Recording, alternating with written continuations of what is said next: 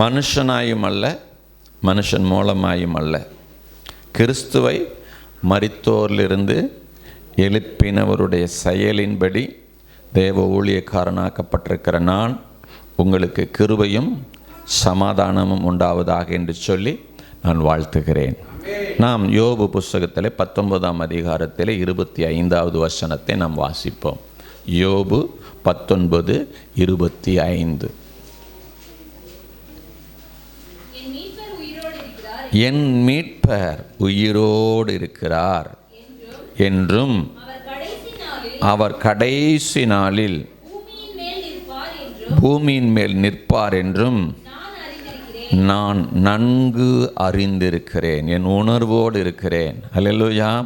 இந்த சொல்லுகிற நிலைமை, இந்த வார்த்தையை யோபு சொல்லுகிற நிலைமை என்று சொல்லி நாம் பார்த்தோமானால் மிக பரிதாபமான ஒரு சூழ்நிலை, மிக பரிதாபமான ஒரு சூழ்நிலை. சொத்தெல்லாம் இழந்து, பிள்ளைகளெல்லாம் இழந்து, வேலைக்காரர்களெல்லாம் தன்னை அற்பமாய் கேவலமாய் பார்க்கக்கூடிய நிலையில் தெருவில் உட்கார்ந்து இருக்கக்கூடிய ஒரு சூழ்நிலை. தன்னுடைய நெருங்கின நண்பர்கள் கூட நீ பாவம் செய்ததினால்தான் தேவன் உன்னை தண்டித்திருக்கிறார், உன் பாவத்தை அறிக்கையிடு என்று சொல்லுகிறது போல அவனை குற்றம் சாட்டி ஓயாமல் மாறி மாறி மாறி நண்பர்கள் குற்றம் சாட்டி கொண்டிருக்கிற அந்த சூழ்நிலையில் தன்னுடைய சரீரமெல்லாம் பூச்சிகளால் நிரம்பி வெடித்து வெடித்து வெடித்ததில் என்ன இருக்குங்க? பூச்சிகள் நிரம்பி இருக்கிறது, புழுக்கள் இருக்கிறது. இப்படிப்பட்ட அந்த சூழ்நிலையில் எரிச்சல் தாங்க முடியாமல், வேதனை தாங்க முடியாமல், சாம்பலை அள்ளி போட்டு அதை ஓடுகளினாலே சுரண்டி கொண்டிருக்கிற ஒரு பரிதாபமான வேதனை நிறைந்த நிலையில் ஒரு மனிதன் கடவுளை குறித்து அறிந்திருக்கிற விதத்தை வெளிப்படுத்துகிறார். என் மீட்பர் உயிரோடு இருக்கிறார். என் மீட்பர். எனக்கு அன்பானவர்களே, நம்ம வருஷம் வருஷம் கிறிஸ்மஸ் செய்தியை கேட்குறோம், வருஷம் வருஷம் ஈஸ்டர் செய்தியை கேட்குறோம். ஆமாம், நீ யூடியூப்பில் போனீங்கன்னா நிறையா இருக்கும், ஸ்தோத்திரம், அதுக்கு பஞ்சம் இல்லை. ஆனால் ஒரு காரியத்தை எனக்கு ஆண்டவர் என் மனதில் போட்டபடினால உங்களிடத்தில் சொல்லுகிறேன். அது உங்களுக்கும் பொருந்தும், எனக்கும் பொருந்தும். நாமும் நம்முடைய வாழ்க்கையில் இந்த யோபுவை போன்றதான நிலைக்கு கடந்து போகாவிட்டாலும் கூட யோபுவை போல சோதிக்கப்படுகிற ஒரு நிலையில், ஒரு உபத்திரவத்தின் நிலையில், வேதனையில், சஞ்சலத்தில், வியாதியில், பொருளாதாரத்தில், குடும்ப பிரச்சனையில் பாதிக்கப்பட்டு அடுத்து என்ன செய்வது என்று தெரியாமல் திகைத்து நிற்கிற நேரங்கள் நம்முடைய வாழ்க்கையிலே பல சூழ்நிலைகளிலே வந்திருக்கிறது. என்னுடைய வாழ்க்கையிலே வந்திருக்கிறது, உங்கள் வாழ்க்கையிலே நிச்சயமாக வந்திருக்கும். அடுத்தது என்ன செய்யறதுனே எனக்கு தெரியல. நான் ஜெபித்து பார்த்து விட்டேன், நான் ஆராதித்து பார்த்து விட்டேன், நான் ஆலயத்துக்கு ஒழுங்காக போகிறேன், நான் எல்லாவற்றையும் நேர்த்தியாய் செய்கிறேன்.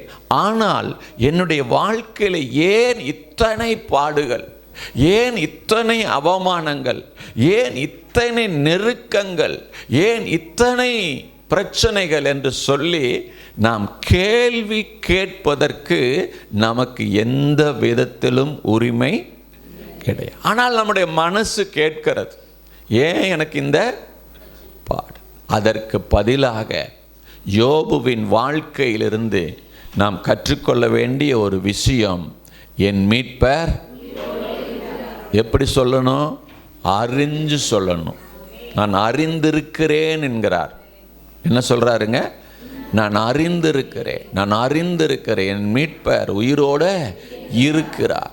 எனக்கு அன்பான பிள்ளைகளே, நீங்கள் எத்தனை பாடுகளுக்குள்ளே, எத்தனை உபத்திரவங்களுக்குள்ளே, எத்தனை வேதனைகளுக்குள்ளே, முடிவே இல்லாத ஒரு பிரச்சனையை போல உங்களுக்கு தெரிகிறதா? நீங்கள் உங்கள் வாயை திறந்து சொல்ல வேண்டியது, என் மீட்பர் உயிரோடு இருக்கிறார், என் மீட்பர் உயிரோடு இருக்கிறார். இந்த ஒரு அறிவு உங்களுடைய வாழ்க்கையை தலைகளாக மாற்றும். ஹல்லேலூயா. இந்த ஒரு அறிவு உங்களுடைய உணர்வாய் மாறுமானால், இந்த அறிவு உங்களுடைய உணர்வாய் மாறுமானால் உங்களுடைய எதிர்காலம் மாறும். ஆமென். நம்முடைய அறிவு குறைவுள்ளதுங்க. தயவு செஞ்சு புரிஞ்சுங்க. நம்முடைய அறிவு சுருக்கமாக சொல்லப்போனால் ஆண்டவருடைய மூளையோடு நம்முடைய மூளையை கம்பேர் பண்ணும்போது, ஆண்டவருடைய சிந்தனையோடு நம்முடைய சிந்தையை கம்பேர் பண்ணும்போது நம்ம சுருக்கமாக இப்படி சொல்லிக்கலாம், நமக்குள் இருக்கிறதெல்லாம் சிட்டுக்குருவி மூளை. என்ன மூளை? நமக்கு ஏதோ கொஞ்சம் யோசிக்க தெரியுது. ஆனால் ஆண்டவர் இயற்கைக்கு அப்பாற்பட்டவர், மருத்துவ உலகத்துக்கு அப்பாற்பட்டவர், விஞ்ஞானத்துக்கு அப்பாற்பட்டவர். ஹல்லேலூயா. எல்லா சூழ்நிலைகளுக்கும் அப்பாற்பட்ட ஒரு தேவனை நாம் ஆராதிக்கிறோம். அவர் இன்று உயிரோடு இருக்கிறார். அவர் உயிர்த்தெழுதலை இந்த நாள் மாத்திரம் அல்ல, நம்முடைய ஒவ்வொரு நாளும் நாம் கொண்டாட வேண்டியவர்களாக இருக்கிறோம். ஆமென். ஹல்லேலூயா.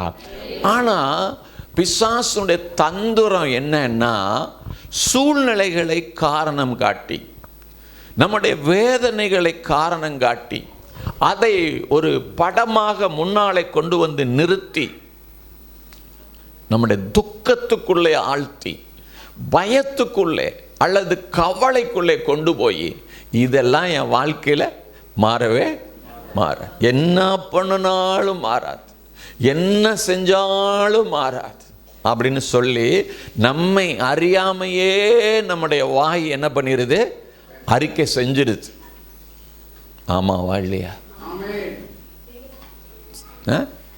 பிரச்சனை உச்ச கட்டத்துக்கு போகும்போது நானும் எவ்வளவோ சகிச்சு பார்த்துட்டேங்க, இது என்னுடைய தலையெழுத்து, இது யாரால மாற்ற முடியும் அப்படின்னு நம்முடைய பிரச்சனைகளை நம்ம மறுபடியும் என்ன செய்கிறோம்?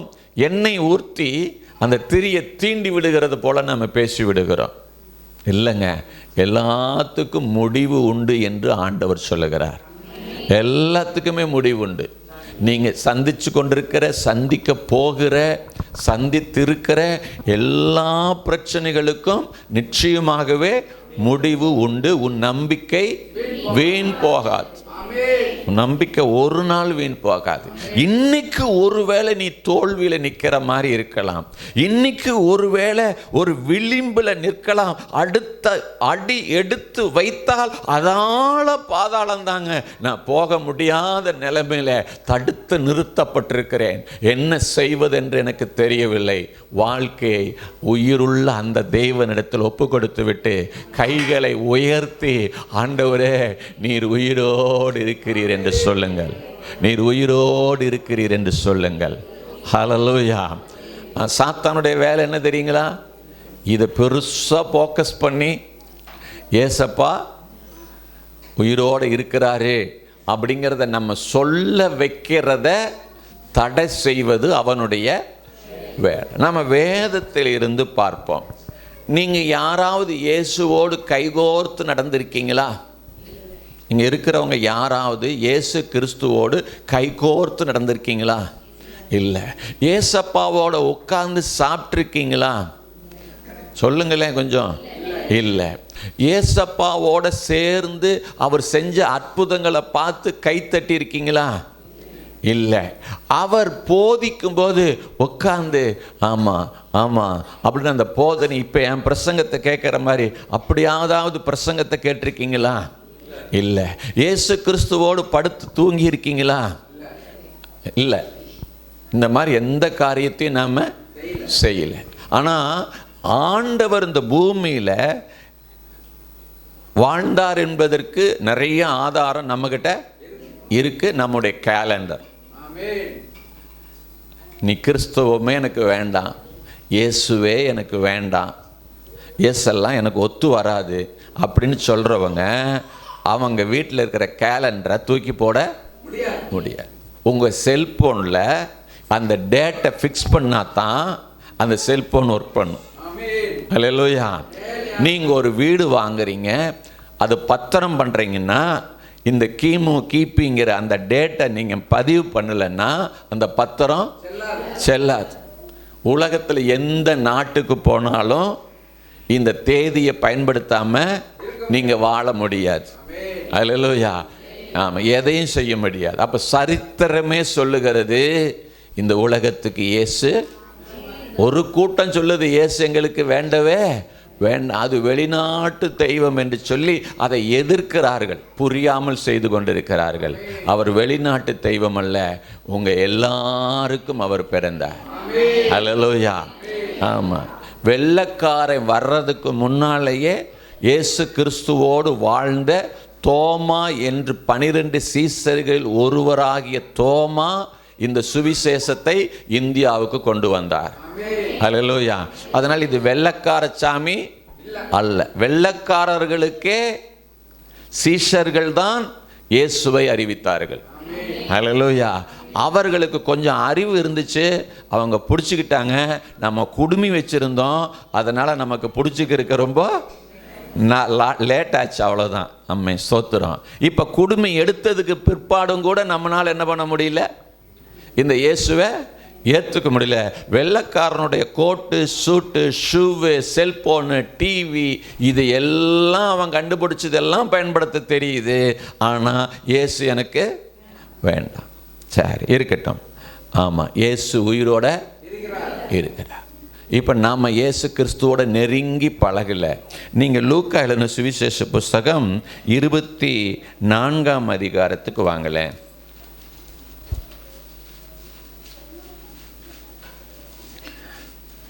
இயேசு இந்த பூமியில் வாழ்ந்த போதெல்லாம், சீசரிடத்தில் பேசின பொழுதெல்லாம் என்ன சொன்னார்?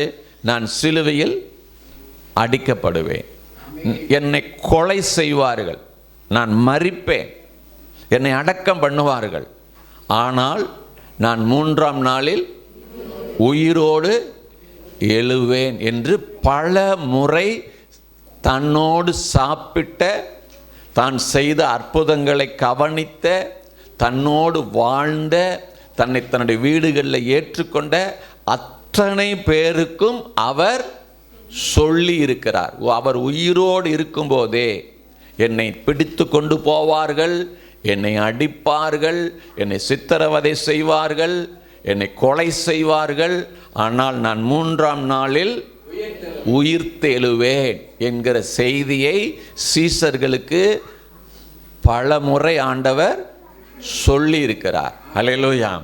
சரி, அப்படி சொல்லி அது மனதிலே இருந்திருந்தால், கவனிக்கணும் என்ன, இந்த செய்தி மனதிலே இருந்திருந்தால், இப்போ நான் உங்களுக்கு சொல்றேன்னு வச்சுக்கோங்களேன், நான் இன்னும் ஒரு வாரத்தில் இறந்து போயிடுவேன், ஒரு வாரத்தில் இறந்துருவேன். ஆனால் நீங்கள் யாரும் பயப்படாதீங்க, 3 நாள் என் பாடி எங்கேயே வச்சிருங்க, 3ஆவது நாள் என்ன பண்ணிடுவேன், நான் உயிரோட எந்திரிச்சிடுவேன், கர்த்தர் எனக்கு சொல்லியிருக்கிறார் அப்படின்னு ஒருவேளை நான் உங்ககிட்ட சொன்னால், நீங்கள் நான் செத்துட்டான்னு சொன்னால் முதல் நாள் வருவீங்க, வீட்டில் வந்து என்ன சொல்லுவீங்க ஆறுதல் அவங்கக்கிட்ட? சிஸ்டர், பாப்பா பயப்படாது, அப்பா என்ன சொல்லிட்டு போயிருக்கிறாரு, 3ஆவது நாளில், அதனால ஐஸ் பெட்டியில் வைங்க, 3 நாள் கழித்து நம்ம பெட்டியை திறக்கணும் அப்படின்னு எல்லாரும் 3ஆவது நாள் என்ன பண்ணிடுவீங்க, இங்கே வந்துடுவீங்க. ஆமாவா இல்லையா? ஆமாம் தானே? ஒரு மனுஷன் சொல்கிறேன், இது சாத்தியமா? இது சாத்தியமா? நான் இறந்து போனதுக்கு பின்னால் நான் 3ஆவது நாளில் உயிரோடு வந்துடுவேன் அப்படின்னு நான் சொன்னால் அது சாத்தியமா? இல்லை, சாத்தியம் இல்லை. ஆனால் அவர்களோடு வாழ்ந்தவர், உன்னதத்திலிருந்து வந்தவர் என்பது அவர்களுக்கு நன்கு தெரியும். பேதுரு சொல்கிறான், எல்லாரும் சொல்கிறாங்க, ஒவ்வொருத்தரும் நீங்கள் என்னை யார் என்று நினைக்கிறீர்கள் அப்படின்னு இயேசு கேட்குறார். ஜனங்கள்லாம் என்ன யாருன்னு சொல்கிறாங்க அப்படின்னு கேட்கும்போது, தீர்க்கதரிசிகளில் ஒருவர் அப்படின்னு சொல்கிறாங்க அப்படின்னு சொல்லும்போது, நீங்கள் என்ன யாருன்னு சொல்கிறீங்க அப்படின்னு கேட்கும்போது, நீர் உன்னதமான தேவனுடைய குமாரன், நீர் தான் மேசியா, நீ தேவகுமாரன் அப்படின்னு சொன்னாங்க. அப்போது தேவகுமாரன் என்று அறியப்பட்டவர். இப்போ அவர் சொல்கிறாரு, இது உன்னுடைய அறிவில் வரல, இது உனக்கு தானாக கிடைச்ச வெளிப்பாடு கிடையாது, இது என் பரலோகத்தில் இருக்கிற என் பிதா உனக்கு வெளிப்படுத்தி இருக்கிறார். ஹல்லேலூயா. அப்போ அவங்க வெளிப்பாடுகளை பெற்றவர்கள். ஆமென் சொல்லலாமா? அவர்கள் அவரை தேவகுமாரன் என்று அறிந்தவர்கள். அந்த அற்புத அடையாளங்கள் எல்லாம் பார்த்து யாரிடத்தில் ஆண்டவரே போவோம், ஜீவனுள்ள வசனங்கள் உம்மிடத்தில் அல்லவா இருக்கிறது. வசனத்துக்காக அவர்கள் என்ன செய்தார்கள்? பின்பற்றினார்கள். அப்படி வாழ்ந்த அந்த ஜனங்கள் இயேசுவை சிலுவையிலே அடித்து அடக்கம் பண்ணின 3வது நாளில் எப்படி நடந்துக்கிட்டாங்கன்னு சீக்கிரமாக நம்ம பார்க்க போகிறோம். 24ஆம் அதிகாரத்தில் முதல் வசனத்திலிருந்து நானே உங்களுக்கு வாசிக்கிறேன். வாரத்தின் 1ஆம் நாள் அதிகாலையிலே தாங்கள் ஆயத்தம் பண்ணின கந்த வர்க்கங்களை அவர்கள் எடுத்துக்கொண்டு வேறு சில ஸ்திரீகளோடு கூட கல்லறையினிடத்தில் வந்தார்கள். 3வது நாளில் எங்கே போகிறாங்க? கல்லறைக்கு போகிறாங்க. எதுக்கு போகிறாங்க?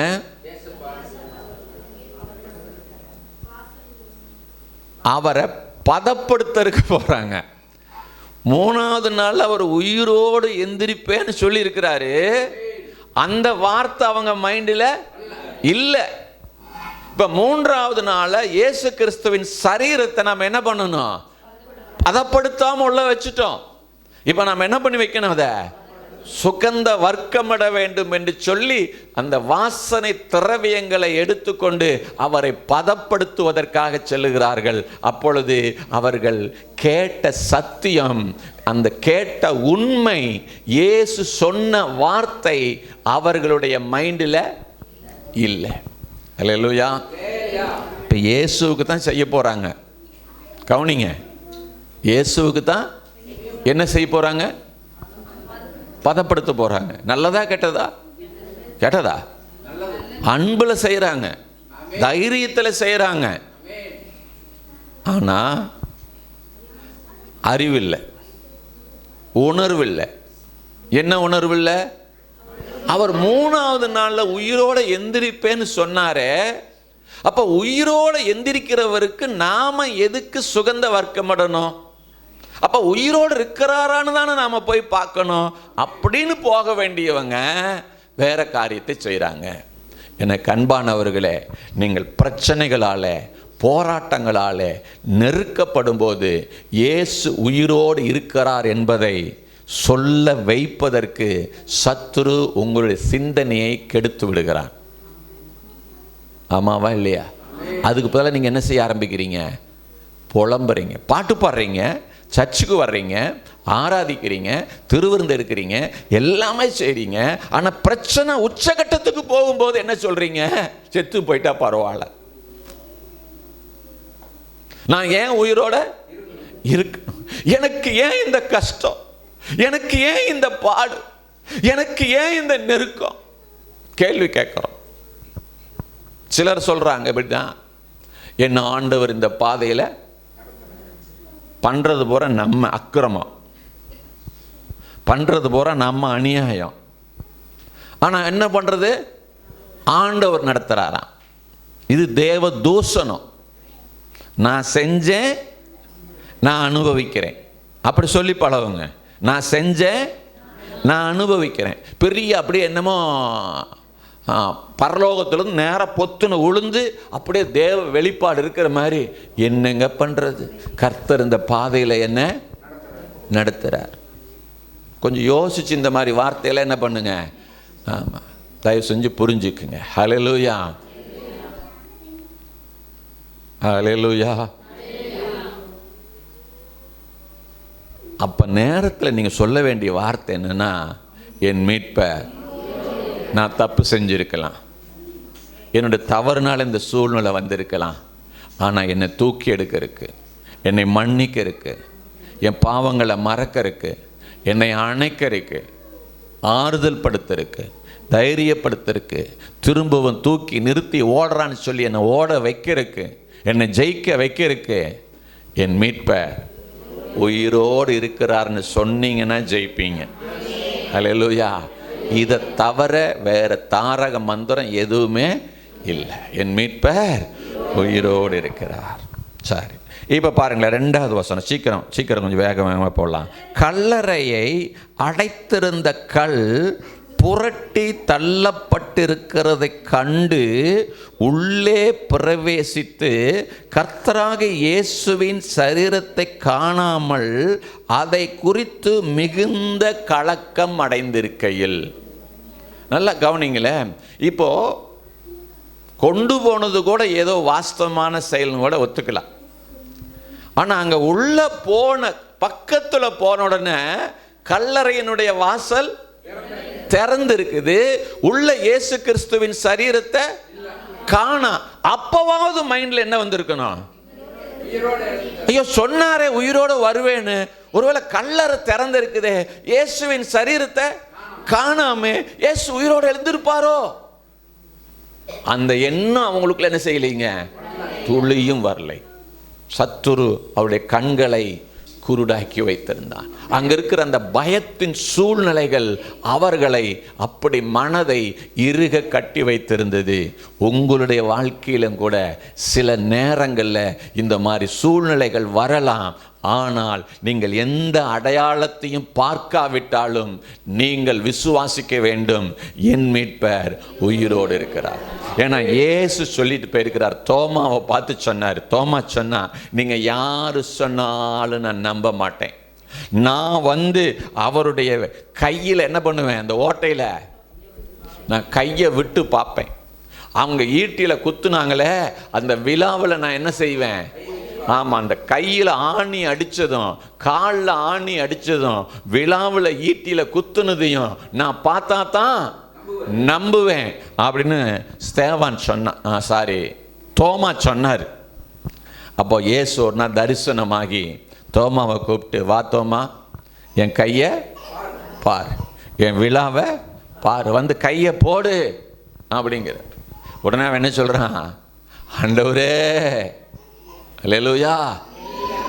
அப்ப கண்டதினால் விசுவாசிக்கிறாயா? காணாமல் விசுவாசிக்கிறவர்கள் பாக்கியவான்கள். இன்னைக்கு இயேசு நம்ம கண்ணில் பார்க்கல, அவர் உயிரோடு இருக்கிறாருன்னு நமக்கு கண்ணால் நாம் இன்னும் அறியல. ஆனால் நாம் விசுவாசிக்கிறோம். பார்த்தீங்களா?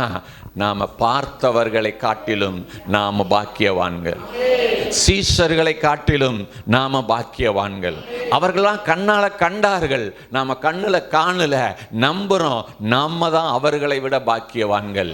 என் மீட்பர் உயிரோடு இருக்கிறார், அவர் மரித்து விடவில்லை. உன் பிரச்சனைகள் அனைத்தையும் மாற்றுவதற்கு அவர் வல்லமையுள்ளவராய் உன் கூடவே இருக்கிறார். ஆமென், ஹல்லேலூயா. வேகமா வாசிப்போம். உள்ளே பிரவேசித்து கர்த்தராகிய இயேசுவின் சரீரத்தை காணாமல் அதை குறித்து மிகுந்த கலக்கமடைந்திருக்கையில் பிரகாசமுள்ள வஸ்திரம் தரித்த 2 பேர் அவர்கள் அருகே நின்றார்கள். அந்த ஸ்திரீகள் பயப்பட்டு தலை கவிழ்ந்து தரையை நோக்கி நிற்கையில் அந்த 2 பேரும் அவர்களை நோக்கி, உயிரோடு இருக்கிறவரை நீங்கள் மரித்தோரிடத்தில் தேறுகிறது என்ன? அவர் இங்கே இல்லை, அவர் உயிர் தெழுந்தார். மனுஷகுமாரன் பாவிகளான மனுஷர் கையில் ஒப்பு கொடுப்பார் எனவும் சிலுவையில் அறையப்படவும் 3ஆம் நாளில் எழுந்திருக்கவும் வேண்டும் என்பதாக அவர் கலிலேயாவில் இருந்த காலத்தில் உங்களுக்கு சொன்னதை நினைவு கூறுங்கள் என்று சொல்லி ஒரு தேவதூதன் ஞாபகப்படுத்துகிற ஒரு சூழ்நிலை அங்கே உண்டாகிறது. ஹல்லேலூயா. அவர்களை நினைவு கூறுங்கள் என்று சொன்ன தேவதூதனை போல நான் அவருடைய மெசஞ்சரா நின்று நான் உங்களுக்கு சொல்லுகிறேன், உங்களுடைய அனைத்து பிரச்சனைகளிலும் என் மீட்பர் உயிரோடு இருக்கிறார் என்று நான் உங்களுக்கு சொல்லுகிறேன். அனைத்து பிரச்சனை நேரங்களிலும் இது மாறவே மாறாது. நான் சாக வரைக்கும் இதை நான் அனுபவித்தேதான் தீர வேண்டும் என்கிற நிலை ஏற்படும் பொழுது நீங்கள் வாயை திறந்து சொல்ல வேண்டிய ஒரு விஷயம், என் மீட்பர் உயிரோடு இருக்கிறார். ஆமென். அடுத்தது பாருங்க. அப்பொழுது அவர்கள் அவருடைய வார்த்தையை நினைவு கூர்ந்து கல்லறையை விட்டு திரும்பி போய் இந்த சங்கதிகள் எல்லாவற்றையும் 12 மற்றெல்லாருக்கும் அறிவித்தார்கள். இவைகளை அப்போஸ்தலருக்கும் சொன்னவர்கள் மகதலேனா மரியாளும் யோவன்னாலும் யாக்கோப்பின் தாயாகிய மரியாளும் இவர்களோடனே கூட இருந்த ஸ்திரீகளுமே. கவனிங்க அடுத்த வார்த்தை, இவர்களுடைய வார்த்தைகள் அவர்களுக்கு வீண் பேச்சாக தோன்றினதனால் அவர்கள் இவர்களை நம்பவில்லை. இந்த பெண்கள் தான் இப்படி போனாங்கன்னா, இந்த 12 சீசரில் அதை ஒருத்தன் செத்து போயிட்டான். மீதி இந்த 11 பேருமே என்ன பண்ண முடியலைங்க. சொல்றாங்க, நாங்கள் தேவதூதனை பார்த்தோம். அந்த தேவதூதன் சொல்றாரு, மரித்தோர் இடத்துல வந்து உயிரோடு இருக்கிறவங்களை தேடுறீங்களே, இது எந்த விதத்தில் நியாயம்? அவர் கலிலேயாவில் உங்க கூட போதிக்கும் போது நான் இதெல்லாம் எனக்கு நடக்கும்னு சொன்னாரே என்று சொல்லி எனக்கு தேவதூதர்கள் சொன்னாருங்க அப்படின்னு சொல்லும்போது அவங்க ஆமாம் ஆமாம் சொன்னார் அப்படின்னு அவங்களுக்கு அது என்னவா தெரியுதுங்க? வீண் பேச்சா தெரியுது. இல்லை, இன்னைக்கு உலகத்தில் இயேசு உயிரோடு இருக்கிறார் என்பது பெரும்பான்மையான பேருக்கு எப்படி தெரியுதுங்க? வீண் பேச்சாய் தெரிகிறது. ஆனால் வேதம் சொல்லுகிறது, சிலுவையை பற்றிய உபதேசம் கெட்டு போகிறவர்களுக்கு பைத்தியமாக இருக்கிறது. சிலுவையில் அவர் மரித்தார், அடக்கம் பண்ணப்பட்டார், உயிர் தெழுந்தார் என்று சொல்லுகிற செய்தி கெட்டு போய் அழிந்து நரகத்துக்கு போகிறவர்களுக்கு பைத்தியமாக தெரிகிறது. ரட்சிக்கப்படுகிற நமக்கோ, பரலோகத்துக்கு போக போற நமக்கோ அது தேவ பலனா இருக்கிறது. ஹல்லேலூயா. ஆமா, வீண் பேச்சு இல்லை, அது என்னங்க? தேவ பலன். அடுத்தது பாருங்க, அப்படி நம்பல. ஆனால் அதுல ஒருத்தனுக்கு ஒரு சின்ன சந்தேகம், எதுக்கும் போய் பார்ப்போமே. பேதுருவோ எழுந்திருந்து கல்லறையினிடத்திற்கு ஓடி அதற்குள்ளே குனிந்து பார்க்கையில் சீலைகள் தனிப்பட வைத்திருக்க கண்டு சம்பவித்ததை குறித்து தன்னில் ஆச்சரியப்பட்டு கொண்டு போனான். ஆனால் நம்பவில்லை. செய்தி அவனுக்கு எப்படி இருக்குதுங்க? ஆச்சரியம். என்ன, ஆளை காணாமே, துணி மட்டும் இருக்குதே, என்ன இது ஒரு ஆச்சரியம் அப்படின்னு அவனுக்கு ஆச்சரியமாக தெரிந்தது, நம்பிக்கையாக தெரியவில்லை. அல்லேலூயா. ஐயா, இயேசு உயிரோடு இருந்தது ஆச்சரியம் இல்லை, உண்மை. சொல்லுங்க, இது ஆச்சரியம் இல்லை, அதிசயம் அல்ல, அது என்னங்க? உண்மை. உண்மை. சொல்லுங்க, அது என்னங்க? உண்மை. ஹல்லேலூயா. ஆமாம். அதுக்கடுத்து அவங்க எந்த கூட்டத்தில் எல்லாரோட பேசுகிறாரு பாருங்க. இங்கே 36வது வசனத்தை வாசிங்க. இவைகளை குறித்து அவர்கள் பேசிக்கொண்டிருக்கையில் இயேசு தாமே, இப்போ பாருங்க, இயேசுவே நடுவில் வரார். இவ்வளோ தூரம் அவங்களால என்ன பண்ண முடியல? நம்பவே முடியல. இயேசு தாமே நடுவே நின்று உங்களுக்கு அப்படி சொல்லும்போது அவங்க என்ன பண்ணுறாங்க பாருங்க, அவர்கள் கலங்கி பயந்து பேயை பார்க்குறேன்னு நினச்சாங்களாம். இயேசுநாதர் எப்படி தெரிஞ்சிருக்கிறாருங்க? பேய் மாதிரி தெரிஞ்சிருக்கிறார். அவர் அவர்களை நோக்கி, ஏன் கலங்குகிறீர்கள்? உங்கள் இருதயங்கள் சந்தேகங்கள் எழும்புகிறது என்ன? நான் தான் என்று அறியும்படி என் கைகளையும் என் கால்களையும் பாருங்கள், என்னை தொட்டு பாருங்கள். நீங்கள் காண்கிறபடி எனக்கு மாம்சமும் எலும்புகளும் உண்டாயிருக்கிறது போல ஒரு ஆவிக்கு இராதே என்று சொல்லி தம்முடைய கைகளையும் கால்களையும் அவர்களுக்கு காண்பித்தார். ஹல்லேலூயா, ஹல்லேலூயா. அவ்வளோதான் செய்தி. என்ன சொல்ல வந்தேன்னு புரிஞ்சிச்சா உங்களுக்கு? இயேசு உயிரோடு இருக்கிறாருங்கிறது நம்ம வருஷம் கேட்குறோம்.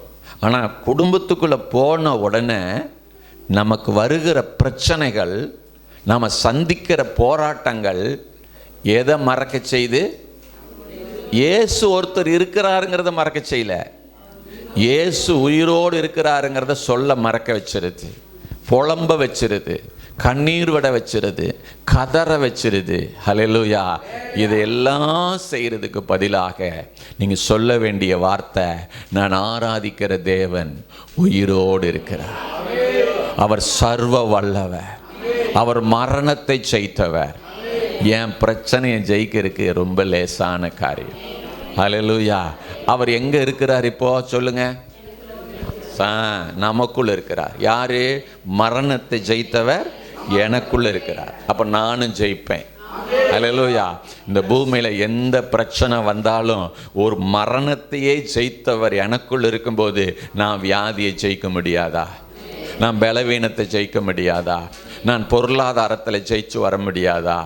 சொல்லுங்க, குடும்ப வாழ்க்கையில் நான் ஜெயிச்சு வர முடியாதா? முடியும். ஹல்லேலூயா. கர்த்தர் என் பட்சத்தில் இருக்கிறார்.